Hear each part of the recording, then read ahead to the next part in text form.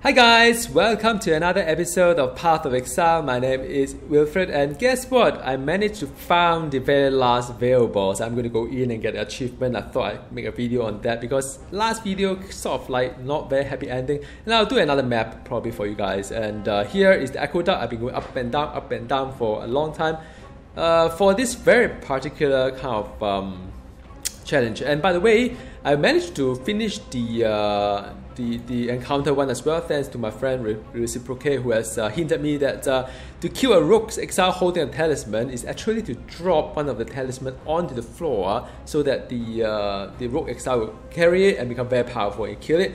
And you may get a unique, you will get some really nice kind of jewel as well. So I've done that. It's really fun to do, and since I'm farming this, I may as well do this achievement because normally rogue exile are rather strong, but then I out level the whole thing. Anyway, oh, finally, man! So I'm entering the Forgotten Conduit. This is it, man. This is it, and I think I'm rather close to the my 24th achievement. It's kind of doable, but I need to do the lab, which is sort of, I don't know whether it's doable or not, but because I'm not that familiar with the whole lab thing, and I still need one more trial to complete before the Uber lab. But if I manage to get the Uber lab, then I'll be able to do something great on this one. I mean, at least get a 24. I think 24 is within reach now that I'm looking at it. Okay. Yay! So this is it, man. Let me see what this one is. By the way, I'll be very delighted if it's something good. Dawn is actually the low. Well, it's not really that. I think Dawn. Hang on a second. Is Dawn any good? So yeah, that's it. I'm done. I'm not going to do any of these things seriously. No more aqueduct for me. I'm going to do some map here. All right. And who knows? I may get a trial. Then it'll be quite an interesting kind of story here. Right, let me just clear off the inventory. I'll come back to you again once I'm done with it. How do I pause? Hang on a sec. So this is my hideout, and I'm going to do a simple map, tier 9. I like the orchid, so I thought maybe I show a little bit of that boss mechanic with you. Not really too dramatic here. Not that I worry about death or whatnot. It's just that I really don't have any more maps to go for. I have very little map left. I don't know how you guys can progress after I reach certain kind of level. And in any case, the stone I'm using are the Prophecy, Beyond, and Parentis. Right, so it could be quite interesting. It could be quite interesting actually. So this orchid, it's just like a maze kind of thing, not entirely.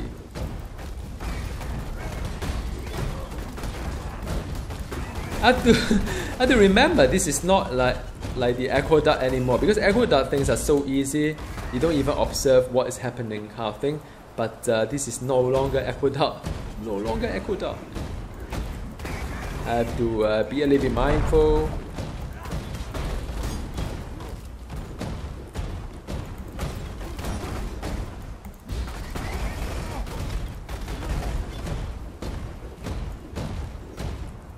Yeah, and some of my gems are already at level 20. And I think my main spender is already level 20, quality 20. So I'm rather happy with the how things are going.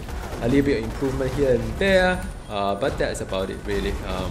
I'm just chilling out here, not stressing myself too much, and yeah, that's about it.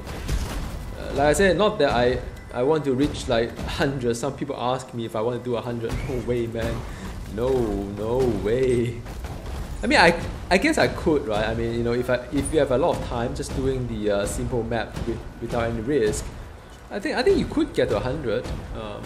But you just spend a lot of time doing things that may not be fun. So I'm just trying to finish my challenge here and see how far I can go with the whole mapping thing, because like I said before, I mean, I'm really running out of maps soon. One thing I really wish that this game is, at least for the end game, is that they drop a bit more maps. And it still require a little bit of crafting as well. I mean, I think the white map or the the normal map should be just like, you know, any normal drop. Just drop it. Just drop it for the people, you know. Should be a lot of them, like, you know. It's funny though, because sometimes when I play this game, I think about another game as well. So just to be very, very fair, right? Because I can't just keep bashing one game and praising another one, and you think that, oh, this guy is not for real, right? So you know, one thing I kind of miss Marvel Hero is that for Marvel Heroes, the danger room, after you complete one danger room, there's always ensure that you have another danger room waiting for you. You can keep playing. But for map, it's like, you know, once you clear all your tier 10, oops, no more tier 10, let's do tier 9. After I've done all the tier 9, oops, no more tier 9, tier 8, you know. Then I don't know how you find the fun. By the way, this is my new pet, Tigras. That's his name. Okay, now this boss is kind of interesting. You know, I think it's a little bit like there's a goddess on the shoulder kind of thing, and the goddess will shoot something. I'm not going to kill too fast here, but we'll see how it goes. Wait, hang on, yep. Yeah, see, they shoot something here, and they're, ooh, see, they teleport you to some places here, and yeah, so it's kind of interesting. You get disorientated a little bit, like, ooh, where am I, you know? Yeah, I kind of like this, like this boss quite a fair bit, you know. I'll show you to you guys. And in case you wonder why it dies so fast, well, I mean, you know, number one is that it's a rather low level map compared to my level. But compared to my gear, put it this way, I mean, I wouldn't say it's low level. It's hard to say, right? Because a different build, different gear progression, you may find this difficult, but it's all about gear in the end. But I kind of like this game a lot because of the pace. It's so fast, like, you know, there's so much action going on, a lot of excitement because you could die very fast too, and yeah. And I think, you know, if you see that it seems rather relaxing, well, I mean, first thing first, I do manage my flask as well. I do pay attention to some of the buff that I have. So it's constantly, you have to pay attention to what's around you. Because some of this button that you have to pay attention to what's up there to understand what's happening. But by and large, there's quite a lot of things that going on, especially with flasks sometimes. Like I pop one of the flasks there. I could pop more flasks if things are getting a little bit dicey. So it's very situational, depending on what I'm facing. So, you know, it is not just like a one power game, seriously not. There's a lot of buff going on. There's a lot of timer to manage as well. But the good thing is that unlike other games like Marvel Heroes perhaps, it's not something that is you know, just a rotation, because rotation is very old design. I mean, if you look at Marvel Hero, World of Warcraft, in the old days, a lot of rotation basis. So whichever one on off cooldown, you click that button. So you just reactively to what's on the screen without paying attention to the fight itself. But the great thing about Path of Exile is that a lot of time you have to pay attention to what's on the screen here, and whatever you do depending on what's on the screen as well. Like if you anticipate some of the mobs that's going to hit you big time, then you pop some fast, you know, along the way. And and also, I don't know whether you notice or not, I've got a few other skills. See, I pop some flasks here just in case, you know, just in general, more like a better way of playing. Do I need to? Would I have survived? Probably yes, but it never harmed to practice the flask popping. I think that's one thing, and I don't know. Ooh, wow. Yeah, I don't know whether you have. Yeah, sometimes I can't see what's on the floor. So, you know, I don't know whether you have noticed or not. I've a few other skills as well, like the War Chief here. They help me. If I don't pop it up all the time, but if things get a little bit too much around me, then I'll pop it just in case there are some mobs that I can't clear. But I also have something called the Frost Bomb as well, which is something like that.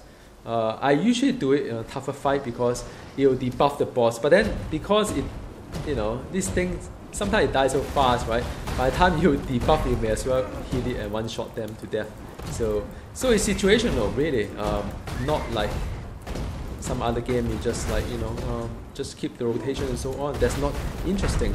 And it's something I miss. Well, not miss. Something that I don't miss. Put it this way, playing other ARPGs is that, you know, I have to pay attention to hotbars so much just to play the game. I think I'm a bit too not right. But here is I can just pay attention to what's on the screen and see the what's going on here. So it's very, very nice. I mean, there aren't many ARPG that really allows you to pay attention fully on what's on the screen without really looking at too much on the hotbar at all. I mean, even Diablo 3, right? Yeah, there are quite a few things that you need to pop the cooldown and so on, and require you to take your eye off the screen. But you know, oh, horrendous! Wow, this is horrendous with Beyond, is it? Maybe. Oh, this is no good because I can't hit the ground sometimes.